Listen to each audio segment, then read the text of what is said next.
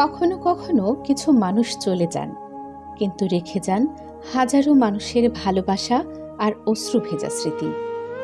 আজ রামু কাঁদছে, কাঁদছে কাওয়ার খোপের মানুষ, গরিবের বন্ধু, মানবতার প্রতীক আজিজুল হক আজিজ মেম্বার আজ আর আমাদের মাঝে নেই। ইন্না লিল্লাহি ওয়া ইন্না ইলাইহি রাজিউন। আজ ভোর 5:10 চট্টগ্রাম মেডিকেল কলেজ হাসপাতালে শেষ নিঃশ্বাস ত্যাগ করেন এই প্রিয় মানুষটি। ডোলপাড়ার মৃত ইউসুফ আলীর বড় ছেলে আজিজ মেম্বার ছিলেন একজন সৎ, নিষ্ঠাবান ও প্রতিবাদী জনপ্রতিনিধি। মানুষের সুখে দুঃখে পাশে থাকা ছিল তার জীবনের একমাত্র অঙ্গীকার। 2 দফায় নির্বাচিত হন কাওয়ারখোপ ইউনিয়ন পরিষদের সদস্য হিসেবে, ছিলেন ইউনিয়ন পরিষদের প্যানেল চেয়ারম্যান। 2016 সালে অর্জন করেন নেলসন ম্যান্ডেলা মাদার তেরেসা পুরস্কার এবং জেলার শ্রেষ্ঠ মেম্বার হিসেবে পান সম্মাননা ও জনগণের আকুণ্ঠ ভালোবাসা। তার এই অকাল মৃত্যুতে গোটা রামু উপজেলা আজ শোকে স্তব্ধ।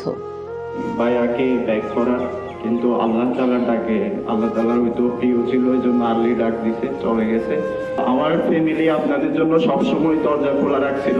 ইনশাআল্লাহ ভবিষ্যতে আপনাদের সেবায় আমাদের পরিবার সবসময় নিয়োজিত থাকবে এবং আমার ভাইয়ের জন্য সবসময় দোয়া করবেন। জনপ্রতিনিধি, রাজনৈতিক নেতৃবৃন্দ, সুশীল সমাজ সহ সর্বস্তরের মানুষের হৃদয়ে আজ গভীর বেদনা।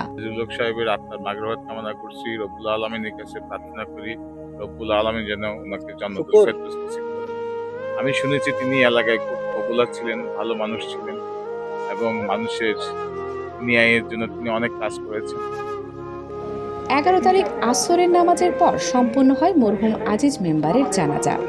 মানুষের উপস্থিতিতে উপচে পড়েছিল জানাজার মাঠ। অশ্রু, ভালোবাসার শ্রদ্ধায় বিদায় জানানো হলো প্রিয় এই নেতাকে। উপস্থিত ছিলেন রামু উপজেলা নির্বাহী কর্মকর্তা ইরফানুল হক চৌধুরী।